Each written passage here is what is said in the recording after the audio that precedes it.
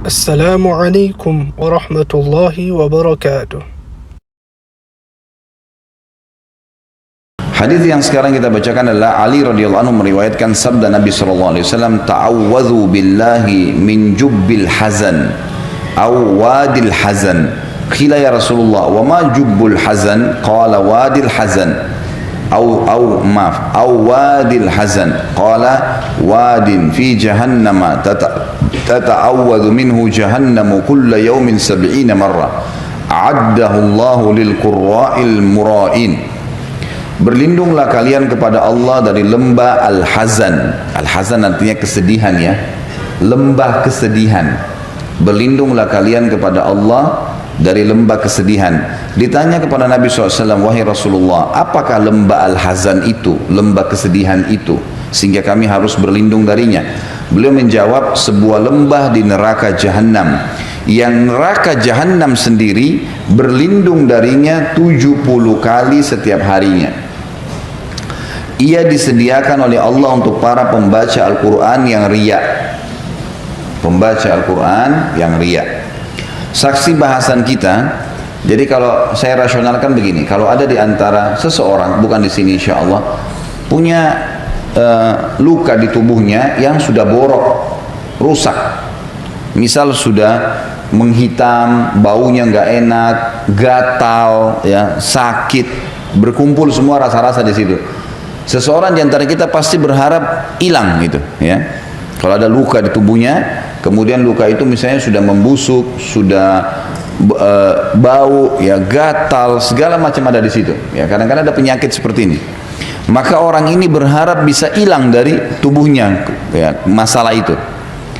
Makna ini, ya, makna contoh tadi saya kasih contoh adalah semakna dengan makna sabda Nabi SAW tadi.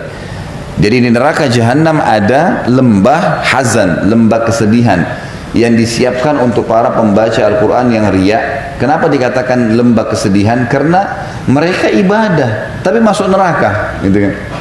Maka mereka kesedihannya menumpuk di situ karena ibadahnya bukan karena Allah, ibadahnya untuk, ya, manusia. Maka kata Nabi SAW, neraka Jahannam sendiri, kayak tadi kita ibaratkan kalau manusia fisik, ya, berlindung kepada Allah 70 kali dari lembah itu, minta supaya lembah ini tidak ada sebenarnya, tetapi Allah sudah letakkan di situ 70 kali neraka Jahannam minta berlindung darinya karena busuknya dan rusaknya lembah itu. Sebagian ulama menjelaskan makna daripada neraka Jahannam berlindung darinya. Kata-kata berlindung dalam bahasa Arab biasanya berlindung dari banyak hal, ya. Berlindung dari bau, dari rasa, dari, ya, interaksi, ya, dari warna, semua itu masuk di dalamnya. Berarti neraka Jahannam sendiri berlindung dari lembah ini. Tinggal kita yang titik beratkan Bapak Ibu sekalian, ternyata lembah di neraka ada dan setiap dosa akan ada siksaannya masing-masing. Tetapi dalam hadis di sini penulis khusus mengangkat tentang masalah orang yang membaca Al-Quran dan riya. Kalau misalnya orang berzina, orang pendusta, orang yang suka mengambil haknya orang lain, sudah jelas-jelas kesalahan. Kalau yang salah dihukum, wajar. Sekarang kalau orang yang beribadah, baca Al-Quran dihukum. Di sini sengaja penulis mengangkat hadis ini untuk memberikan gambaran kalau orang ibadah saja bisa seperti itu parahnya siksaannya, bagaimana dengan orang yang tidak beribadah. Dan kita ambil pelajaran juga Bapak Ibu sekalian, ingat tidak ada untungnya sama sekali, enggak di dunia, enggak juga di akhirat. Kalau kita melakukan sebuah ibadah karena riya, sama sekali enggak ada untungnya.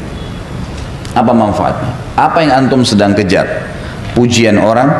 Sudah pernah saya bahasakan, pujian orang itu hanya sepanjang lidahnya. Kamu hebat ya, kamu pintar ya, kamu cantik ya, kamu gagah ya, kamu kaya ya. Apa yang kita dapatkan dari pujian itu? Tidak ada sama sekali. Ingat, kita juga diingatkan oleh Nabi SAW untuk tidak boleh memuji ibadahnya orang. Tidak boleh. Contohnya adalah hadis riwayat Imam Bukhari Muslim. Pernah ada seorang sahabat sholat khusyuk sekali, Masya Allah ibadahnya, sholatnya khusyuk di ujung masjid. Nabi SAW duduk di tengah-tengah masjid, tempat, ya, mihrab beliau. Lalu ada satu sahabat di depan Nabi SAW berkata, Orang itu luar biasa sholatnya ya. Maksudnya Masya Allah nih. Rukuknya, sujudnya, semuanya khusyuk nih. Kata Nabi SAW, kalau kau ucapkan didengar oleh dia, kau telah membinasakannya. Kau telah membinasakannya. Karena kalau kita puji dia, tadi kamu sholat Masya Allah ya. Misal, kita niatnya sebenarnya baik aja. Karena orang ini memang kita kagum ibadahnya. Maka sudah cukup untuk membuka pintu riya pada dirinya. Ya. Tadi mungkin dia khusyuk, sekarang tiba-tiba syaitan bisikin, tuh kan kamu ketahuan, kamu hebat, kamu begini. Dia iyakan, batal. Ingat kata ulama, riya itu ya bisa berlaku setiap saat walaupun ibadah itu sudah berlaku beberapa tahun yang lalu. Misal gini, kita haji 10 tahun yang lalu. Sudah berusaha menjaga nih supaya tidak ada yang tahu, ataupun orang tahu yang sudah pernah haji, alhamdulillah. Sebatas itu saja misal. Ya. Mungkin waktu kita tawaf sempat menangis waktu berdoa kepada Allah. Mungkin pada saat di Arafah kita sempat menangis. Mungkin kita merasa kenikmatan waktu sujud di depan Ka'bah di Masjid Haram. Rasanya nyaman. Selama ini kita kontrol, nggak pernah ceritain ke orang. 10 tahun kemudian ada tetangga atau ada kerabat baru pulang haji. Lalu dia bilang, kemarin itu padat sekali, tapi enak loh haji itu. Misal. Kemudian dia bilang, saya saking enaknya ibadah itu rasanya sampai nggak tahan waktu tawaf, saya lagi tawaf nangis. Misal. Sebenarnya nggak ada gunanya ya, dia ceritain itu nggak ada gunanya untuk apa? Orang nggak ada nanya, nggak ada sebabnya, nggak ada diceritain sama dia. Ini sudah terbuka pintu riya nih. Syaitan ya, namanya musuh. Dia akan berusaha menunggangi kesalahan orang kepada orang yang ada di sekitarnya. Maka dia berusaha agar kita yang sudah 10 tahun lalu haji, tuh dia juga khusyuk. Kamu kan juga khusyuk, ceritain juga pengalamannya. Oh iya, saya juga rasain dulu tuh 10 tahun yang lalu. Nah, ini padahal sudah 10 tahun berlalu. Mungkin nggak riya. Sekarang bisa jadi riya tuh. Jadi riya itu bukan hanya pada saat ibadah sedang dikerjain. Jadi jangan Bapak Ibu anggap, tadi saya sudah sedekah, ikhlas kepada Allah, berarti besok bisa saya ceritain. Nggak bisa. Diceritain besok, diceritain tahun depan, niatnya riya terhapus dari buku amal gitu. Jadi usahakan mulutnya dikontrol, jangan ngomong apapun ya. Tidak perlu orang tahu. Lebih baik kita dikenal di langit daripada kita kenal di dunia, di bumi. Di langit semua kenal kita, malaikat kenal semua orang soleh. Untuk apa di bumi kita dikenal teman-teman sekalian? Dan semua orang yang bisa mengontrol ibadahnya di dunia sehingga ikhlas karena Allah, dipastikan efeknya kepada orang sekitarnya besar, plus lagi artinya orang nanti akan dapat petunjuk dari dia saja. Mungkin dia hanya ke masjid, orang tiba-tiba ikut dengan dia ke masjid. Mungkin dia tidak ngomong. Mungkin kalau dia lewat ada orang minum khamar, khamarnya dibuang gara-gara ditahu ini orang soleh. Tiba-tiba orang dengan sendirinya patuh dengan Allah tanpa dia ngomong gitu. Perilakunya bisa jadi petunjuk, gitu kan? Orang yang bisa mengontrol ibadahnya di dunia, dipastikan pada saat dia sudah meninggal, Allah subhanahu wa ta'ala akan bongkar ibadah-ibadahnya untuk jadi pelajaran buat manusia. Jadi nggak usah repot-repot ceritain, Allah punya cara. Kisah orang-orang soleh yang dinukil kepada kita, banyak sekali kisah mereka, bagaimana mereka menjaga keikhlasan. Allah subhanahu wa ta'ala ya abadikan keikhlasan mereka itu. Seperti kisah Imam Malik misalnya, rahimahullah, gurunya Imam Syafi'i yang meninggal tahun 179 Hijriah. Waktu beliau menulis buku kitab Muwatta, ya, kitab Muwatta yang tadi salah satu hadis yang disebutkan di sini diriwayatkan oleh Imam Malik dalam kitab Muwatta. Dan kitab Muwatta salah satu dari 9 buku hadis yang dijadikan sebagai rujukan umat Islam. Ringkas cerita waktu beliau nulis Muwatta, rupanya satu orang, beliau di Madinah. Akhirnya ulama-ulama yang memang menganggap Imam Malik sebagai saingannya, ya, ada orang begini subhanallah, menuntut ilmu untuk bersaing dengan para ulama. Ini nggak boleh ya. Ini akan disiksa oleh Allah SWT di neraka. Kata Nabi SAW, siapa yang belajar ilmu untuk menyaingi para ulama, gitu kan, maka dia akan dimasukkan ke dalam neraka jahanam. Ya, nggak bisa ini. Yang jelas Imam Malik rupanya waktu menulis kitab Muwatta, dan buku ini adalah hadis-hadis yang dihafal oleh beliau, maka banyak orang-orang yang merasa saingan dengan Imam Malik menulis juga dan menamakan juga buku mereka Muwatta. Sampai kalau nggak salah waktu itu ada 1000 buku Muwatta. Murid-muridnya tanya, wahai Imam, ini semua orang-orang pada saat dengar Anda tulis kitab Muwatta, mereka pun berlomba-lomba menulis, dan mereka bukannya nyari nama lain, emang mau nyaingin Imam Malik gitu. Banyak sampai 1000 buku ini. Buru-buru menulis. Kata Imam Malik, maka lillahi fahuwa baq. Mana yang ikhlas karena Allah, pasti itu yang akan kekal. Betul, subhanallah. Pada saat Imam Malik meninggal, dan ini ulama-ulama juga meninggal, gitu kan, buku yang tertinggal sampai hari ini hanya satu kitab Muwatta. 1000 buku hilang, nggak tahu kemana, gitu kan. Sebagian ulama sejarah mengatakan hanyut di lautan di Irak pada saat suku Tatar atau Mongolia datang yang menyerang Irak, Baghdad, ibu kota Abbasiyah pada saat itu. Tapi yang jelas, orang kalau ikhlas karena Allah akan sangat membantu dia beribadah, ya. Kiat-kiat untuk ikhlas yang pertama adalah bacalah fadilah ikhlas itu. Ya, di antaranya hadis Nabi SAW yang berbunyi, Allah tidak akan menerima amalan, riwayat Abu Daud ini ya, Allah tidak akan menerima amalan kecuali yang ikhlas kepadanya. Inna Allah la yaqbalu amalan illa ma kana khalisan liwajhi. Ya. Jadi iman tidak bisa. Kalau bapak ibu tidak ikhlas karena Allah, bukan karena Allah, pastikan percuma, nggak diterima. Ngapain kita keluarin energi, buang-buang waktu, ya. Jadi tidak diterima. Makanya ikhlaskan karena Allah. Memang karena Allah perintahin saya kerjakan. Mau siapapun di sebelah saya nggak pusing, ya. Ini kiat yang pertama, kenali fadilah ikhlas, dan memang dia syarat pertama diterimanya amal.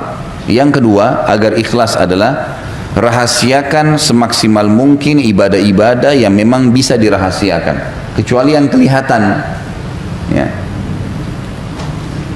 Jadi kalau misalnya kita lagi ke majelis taklim begini, emang rame-rame, orang-orang sholat Idul Adha, Idul Fitri, laki-laki sholat Jumat, sholat 5 waktu di masjid, emang harus dilihat, gitu. Atau mungkin ada tamu di rumah, kita ajak, sudah azan, ibu-ibu misalnya ada tamu perempuan di rumah, udah azan bu, sholat yuk, nah, kita ajak sholat tamunya, gitu kan. Itu lain, sesuatu yang memang harus ada, tinggal kita mengontrol, ya. Kita mengontrol bagaimana supaya tidak riya. Jadi kalau ditawarin oleh syaitan jangan diiyakan, ya. Tuh orang tahu kamu yang ajak, kamu dapat pahala, a'udzubillahi minasyaitonirrajim. Karena setiap ibadah akan tersirat riya. Nah, tapi kalau kita tidak iyakan, maka tidak jadi dosa, ya, tidak jadi dosa. Jadi kita harus rahasiakan. Misal ibadah yang dirahasiakan kayak sholat malam, kayak sedekah, ya. Apa sajalah ibadah yang kita kerjain. Nah, saya juga pernah singgung masalah haji dan umroh, ya. Jadi kalau orang sekitar harus tahu, ya sudah, lihat nggak masalah. Tapi kalau iklanin, undang orang, ya. Kemudian pernah saya bilang itu orang kalau mau haji, pakai akhirnya ada istilah walima safar, ya. Walima itu istilah makanan untuk pernikahan dalam agama. Tapi di Indonesia yang penting ada bahasa Arabnya, ya. Walima safar, makanan ke pengantin untuk orang safar. Apa hubungannya, ya? Apa isinya? Iklanin kalau saya mau pergi haji, ya. Untuk apa diiklanin ini? Apa manfaatnya? Pernah saya tanya, untuk apa Bapak Ibu sekalian? Ya untuk kami didoain Ustaz. Untuk apa didoain? Ya mau pergi haji itu Anda yang doain kita, gitu kan. Untuk minta maaf. Untuk apa minta maaf pada saat mau pergi haji? Orang minta maaf itu setiap saat. Jangan meninggal, jangan tidur malam hari ini kecuali Anda sudah minta maaf sama semua orang yang pernah buat salah, karena kita bisa meninggal, ketemunya akhirat, bahaya, gitu kan. Jadi nggak ada alasan. Maka lebih baik nggak usah. Oh nggak enak sama tetangga kalau nggak acarain seperti mereka, nggak ada ceritanya, nggak enak. Kita punya syariat, nggak boleh. Bahkan para ulama salaf dulu, mereka ada yang pergi jihad, pergi haji, pergi umrah, tidak ada yang tahu, tidak ada yang tahu. Dinukil dalam sebuah kisah, Abu Bakar radhiyallahu anhu pernah membantu seorang ibu janda, tidak ada yang tahu. Umar bin Khattab radhiyallahu anhu menceritakan, di zaman khilafahnya Abu Bakar, beliau pun punya hajat. Beliau mengatakan, saya punya hajat dengan Abu Bakar. Kemudian habis sholat duhur, ngobrol-ngobrol, saya ngobrol-ngobrol dulu dengan beberapa sahabat, ya kan? Kata Umar, nanti baru saya mau nyusul Abu Bakar ke rumah. Abu Bakar sering habis jadi imam selama khalifah pulang ke rumahnya. Maka Umar pun nyusul, pikirannya Abu Bakar di rumahnya. Abu Bakar sudah nggak ada. Kemudian Abu Umar memberikan salam dari depan rumah, Assalamualaikum warahmatullahi wabarakatuh. Dijawab oleh istrinya Abu Bakar, ya. Lalu Umar berkata, mana Abu Bakar? Kata istrinya, Abu Bakar nggak pernah pulang di jam-jam seperti ini. Waktu seperti ini nggak pernah pulang. Dia biasanya pulangnya habis sholat asar baru pulang ke rumah. Duhur asar tuh nggak pernah, gitu. Kata Umar, tapi kami menyaksikan dia selalu pulang ke rumahnya. Kata istrinya, tidak ada. Baiklah, Umar cerdas nih. Umar nggak begitu pulang, dia pulanglah ke rumahnya, sholat asar, ketemu sama Abu Bakar, nggak ditanya sama dia. Dia nggak nanya. Maghrib ketemu nggak nanya, Isya ketemu nggak nanya, subuh ketemu nggak nanya. Besok habis duhur, Abu Bakar waktu keluar dari masjid diikuti sama Umar diam-diam.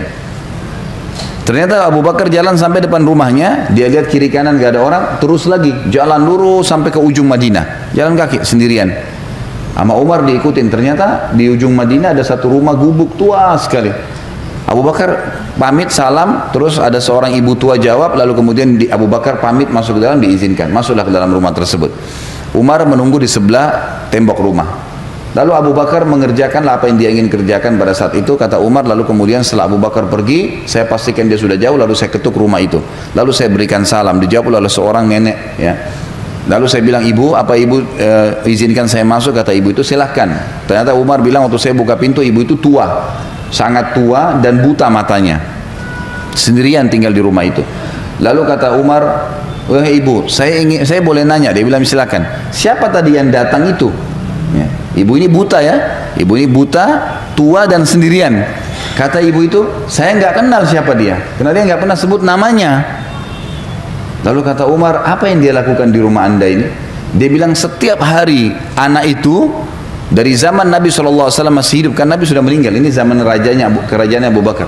Dari zaman Nabi SAW masih hidup, orang ini setiap siang datang ke sini membersihin rumah saya, buatin makanan buat saya, cuciin baju saya, dan siapin pakaian yang saya pakai untuk besok. Setiap hari. Tiba-tiba Umar menangis radhiyallahu anhu, dan Umar mengatakan, dengan inilah Abu Bakar mengalahkan kami. Bayangin, dari sudah puluhan tahun melakukan tidak ada yang tahu. Umar pun tahu karena ngikutin, kalau enggak tahu. Ini membantu seorang yang sangat tua, raja pada saat itu, datang ke rumah ibu janda dan bersihin rumahnya, sapu-sapu dan seterusnya. Dan setelah Abu Bakar meninggal, Umar melakukan hal itu. Terus saja beliau mencari orang-orang janda-janda yang susah, dibiayai, dibantu gitu kan. Dan setiap kali selesai dia mengatakan, inilah pelajaran dari Abu Bakar, inilah pelajaran dari Abu Bakar gitu. Ini contoh-contoh, ini salah satu contoh saja bagaimana mereka bisa mengontrol dan menjaga itu. Jadi kiat yang kedua, harus merahasiakannya. Renungi sebuah hadis riwayat Imam Muslim yang berbunyi, kata Nabi SAW, innallaha yuhibbut taqiyul ghaniyul khafi.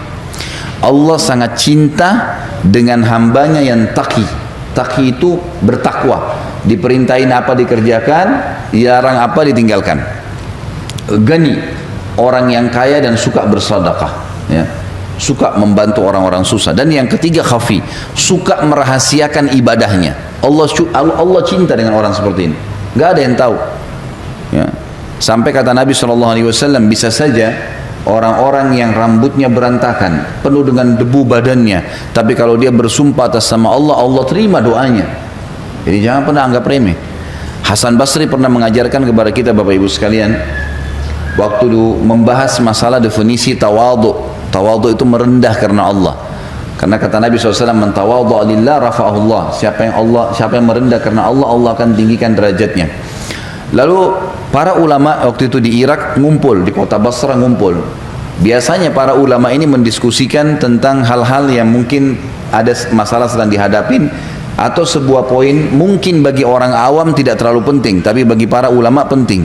Waktu itu mereka sedang membahas apa definisi tawadhu. Apa sih tawadhu itu? Maka para ulama masing-masing berikan definisi. Hasan Basri diam, rahimahullah. Kemudian tiba-tiba selesai semua membahas, lalu mereka mengatakan, wahai Imam Hasan Basri, apa pendapat anda tentang masalah ini? Kata Hasan Basri, kalian sudah terlalu banyak ngomong gitu, sudah banyak definisi, tapi kalau kalian mau tangkap dari saya, ambil dari saya, maka ketahuilah tawadhu adalah jangan kau lihat muslim siapapun di depan mata kamu, bagaimanapun jenjang sosialnya, ekonominya, fisiknya, kecuali kau mengatakan pada dirimu, dia lebih baik daripada saya. Maka secara otomatis kita akan merendah, dan merendah ini akan membawa kepada ikhlas, tidak akan riak, gitu kan? Biasanya orang riak karena dia merasa lebih hebat dari orang lain, maka dia menceritakanlah, gitu kan? Maka ini ada hubungannya. Bagaimana kita merendah, jangan sampai kita menganggap kita lebih baik daripada orang lain. Dan ini masuk dalam poin ketiga.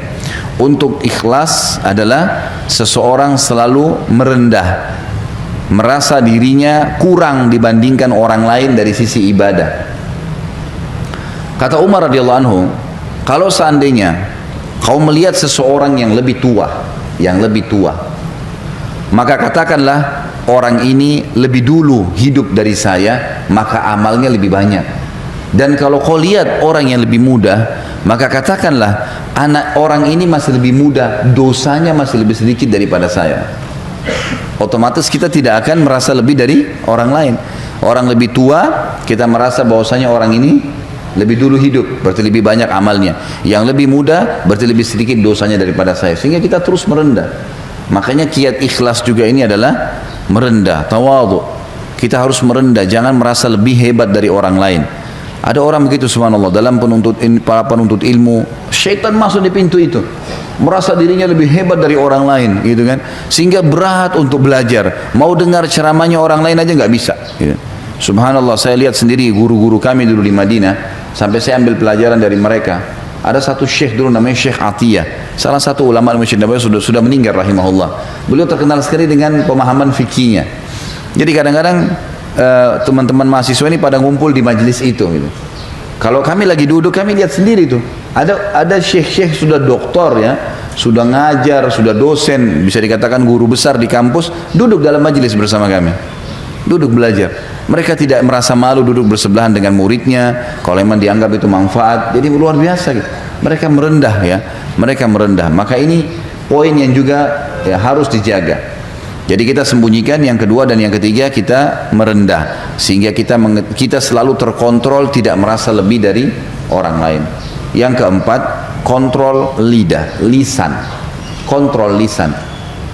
Setiap mau ngomong berhentiin, nggak usah ngomong apapun, pokoknya berhubungan dengan ibadah jangan ceritain, jangan ceritain. Kecuali memang dalam keadaan-keadaan di mana kita pastikan tidak terbuka celah. Misal bapak ibu mau ceritain ke anak-anak, ya, anak-anak biasanya tidak jauh sekali kita dari riya, gitu kan.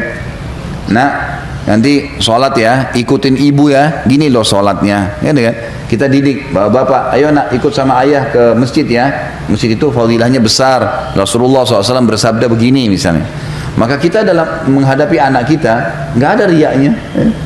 Iya nggak? Bisa ngontrol kan? Otomatis ya. Atau kita menasehatin orang tua kita, saudara kita, agar dia meninggalkan satu perbuatan salah. Saya yakin kita bisa mengontrol itu. Nah, kontrolan ini harus bisa kita milikin nih, gitu kan? Sebagaimana kita kalau nasihatin anak karena kita sayang dengan dia, maka kalau kita bisa mengontrol itu untuk semua muslim, maka positif, nggak ada masalah, gitu kan? Karena ada memang firman Allah Subhanahu wa taala, fa amma bi ni'mati rabbika fahaddits. Kalau nikmat Tuhanmu boleh kamu bahasakan, hai Muhammad, Nabi Muhammad SAW. Ulama tafsir mengatakan kalau ada seseorang yang kalau dia sampaikan pengalaman dia bisa memberikan manfaat dan dia bisa mengontrol riya, tidak masuk dalam riya yang dilarang. Tapi ini memang butuh ilmu iman yang kuat ya. Dia bisa memberikan gambaran-gambaran pengalaman-pengalaman dia yang memang tidak diikuti oleh riya. Jadi jangan juga Bapak Ibu langsung menvonis kalau ada orang yang menceritakan pengalaman dia lalu dianggap orang ini berarti buruk. Enggak. Bisa saja mungkin dia sudah sampai pada level itu. Memang dia bisa mengontrol sebagaimana dia nasihatin anaknya, gitu kan. Misal di kota Jakarta ini tidak ada yang ikut jihad, sementara jihad sekarang sedang terjadi. Lalu dia sudah ikut, dia punya pengalaman, lalu dia membicarakan, ini jihad itu begini loh, saya hadir ke sana, saya rasakan begini-begini, untuk motivasi orang, dan dia tahu dia tidak, memang betul-betul ikhlas agar umat Islam ini ayo bergerak, misal, gitu kan. Maka itu tidak ada masalah. Sama halnya juga kata ulama, orang kalau menyampaikan program-program ya, seperti sering saya bahasakan saya setelah mengambil fatwa ulama tentang bolehnya menyampaikan program. Kayak saya sering sampaikan, ini ada program sosial Bapak Ibu sekalian seperti ini, seperti ini, seperti ini. Kalau kita nggak sampaikan, orang nggak ngerti, gitu kan. Maka harus disampaikan. Teman-teman yang minggu lalu waktu datang teman-teman dari yang mengantar bantuan ke Syria, memang mereka pengalaman di lapangan, mereka harus sampaikan, memang kami buka sekolah tahfidz Quran, kami membuka pabrik-pabrik roti buat memberikan makan ke orang-orang, dan harus diceritain untuk orang jadi tahu supaya memang mereka termotivasi mengerjakan ibadah itu. Tapi kalau dia juga menceritakan itu karena dia ingin dipuji, ya sama, berarti masuk dalam bab riya. Baik. Itu saya tambahkan karena memang ada disebutkan di sini tentang qurra'ul mura'in, ya. Orang-orang yang baca Quran karena riya. Tentu ini contoh, maka semua juga masuk dalamnya seperti sholat karena riya, sedekah karena riya, dan seterusnya.